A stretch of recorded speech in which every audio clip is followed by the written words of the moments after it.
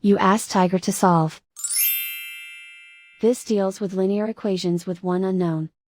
The final result is x equals 1 over 82.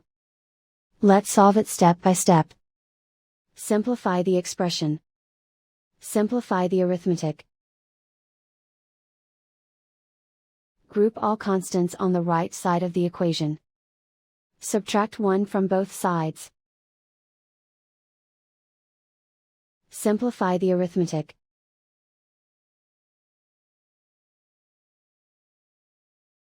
Isolate the x. Divide both sides by -82. Cancel out the negatives.